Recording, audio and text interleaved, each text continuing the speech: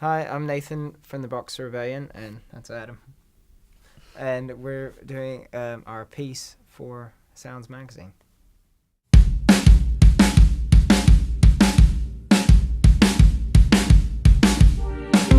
Pretty little thing, did you feel something? Did you always want me to be something? To mend a broken heart. Our dynamic really is we all collectively write, and I mean I'll maybe bring in some ideas and stuff like that, but then it kind of is all chopped and changed and morphed into our sound. We've developed our sound to the point where we don't mind not playing our native instruments if it's for the good of the song or good of the recording, and I think that really adds to like a large, big sound that seems like kind of it was meant to be like one whole piece of music. So that's evolved, and we've gotten better at it, and I think that just happens with time. We've been around since 2003 now, so time's ticking, I guess. I'm no good next to diamonds when I'm too close to start to fade. I think experience goes a long way, and I think sometimes the reason that we operate so well as independent artists is because we've learnt from the crap stuff that has happened in when we haven't been independent, and we almost had to learn that in order to successfully do it ourselves. Sometimes you don't know how to do something right until you've done it wrong. So yeah, it just depends on if you kind of are clueless on what you're doing and you have a record deal on the table, and then you could do it yourself, but you don't know what in the hell you're doing. You know, it's sometimes better to have a record deal.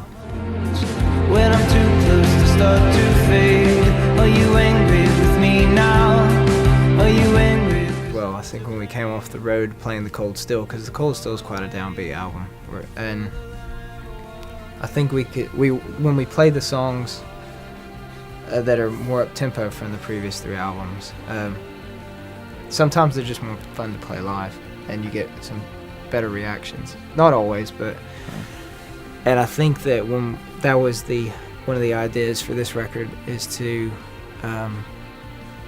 more than anything, more than living up to what we had done before, is just to have more an upbeat kind of vibe to it, without being cheesy, because we have a really strict cheese filter. Yeah. we've never really been a band that has relied on being the next big thing or the sound of that particular summer or that particular year. So we were always really more fan-facing than critic-facing. And we've never been cool.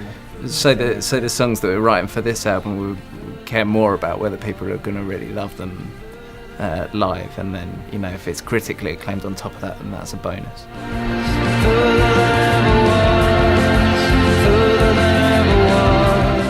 We've been rehearsing in this room since 2005, so we've written pretty much our second, third, and fourth album in here. But because we had the ability to record as well as write, it was just a different process. So we did some demos, pretty high quality demos, and then we went out to LA in January this year and spent 5 weeks with a guy named Billy Bush, and it was really, really nice. I mean, it was really nice to be in Los Angeles in January when it's obviously still horrible here. When I'm too close to start to fade, are you angry with me now? It was a very different process this time. Last time we worked with Ethan Johns, and he was someone who we'd been wanting to work with for a while. He was our #1 pick for that album, and for the songs that we'd written for it, his process was perfect, and so this one was a lot more precise. And with that in mind, we wanted someone like Billy Bush to kind of do his thing with it. He's a kind of genius mixer on the fly, and he's super sharp with Pro Tools, so he was the perfect person for this slightly different sound for this record. The last two albums especially, they kind of, for the songs we wrote and how we wrote them, the producer fit perfectly.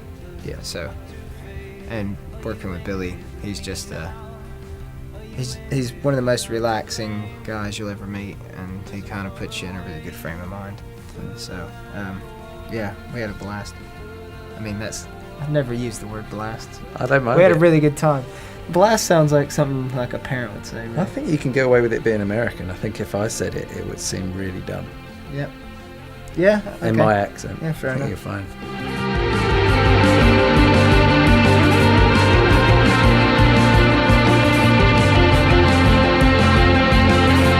Whilst we sometimes moan about there not being as much money in the music industry anymore, we almost couldn't have done without the globalisation of music, and with I don't think we could have. with at all. MySpace originally, and with Facebook and iTunes. and stuff like your app. I think it's absolutely brilliant, and it's essential now to keeping independent music alive. To be featured on stuff like apps and on various sites, especially stuff that's dedicated to music like you guys, is always a pleasure and something that we'll always try and continue to do.